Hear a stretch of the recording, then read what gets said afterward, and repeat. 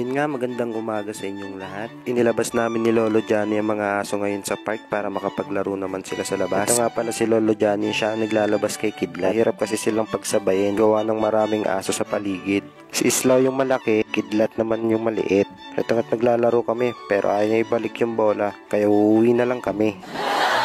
Mag-aalmusal muna ako para may lakas ako. Pumunta kasi ako sa tropa ko. Babalik ko yung ink at tutugtog kami. Syempre hindi mawawala ang sili. Pampasarap ng kain. Mahilig talaga ako sa sili, pero wala akong almoranas.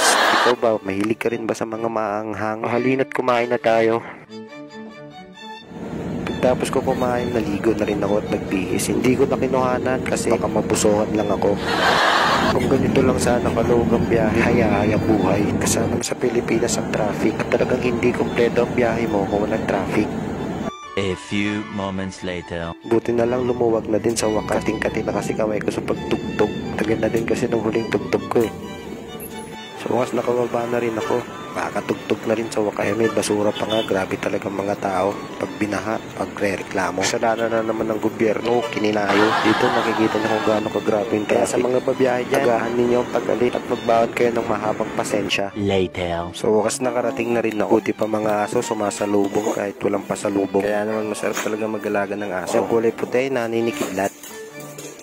Tao po! Ito si Luka, aso ng tropa. O diba may rhyme? Nakikipagharutan sana ako kay Luka, kaso ayaw niya. Siguro nakikiliti siya sa hawak ko. Kaya pupunta na kami sa stud. Motor pala to ng tropa. Eh no, alis na ako. Kating-kati na kasi ako tumugtog. Tagal-tagal na rin kasi nung huling tugtog ko. Kung gusto nyo pala magpatato, pwede rito sa Chris Malati Tattoo. Pin nyo lang sa maps, Chris Malati Tattoo. Sa may Kalayaan si Banda. Siya din ang kasama ko ngayon tumugtog. Drummer siya by the way. Magaling siya pumalo, pero hindi siya palumpalo. Ay, kung ano-ano pinagsasabi ko. Tugtog na kasi ako. Buti na lang malapit na kami. A few moments later. Nakarating din kami sa wakas. Sa mga naghahanap ng band rehearsal studio sa Batasan, nasa comment section ng location. Kung nagsasawa na kayo sa boses ko, o siya, tutugtog na kami.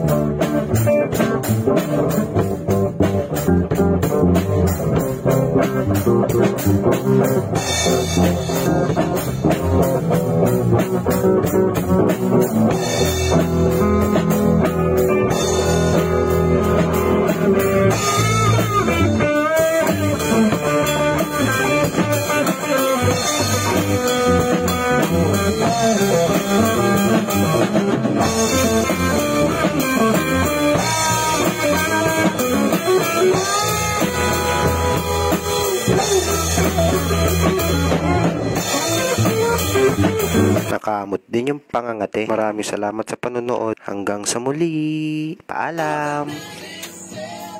Boss Richard. Hey.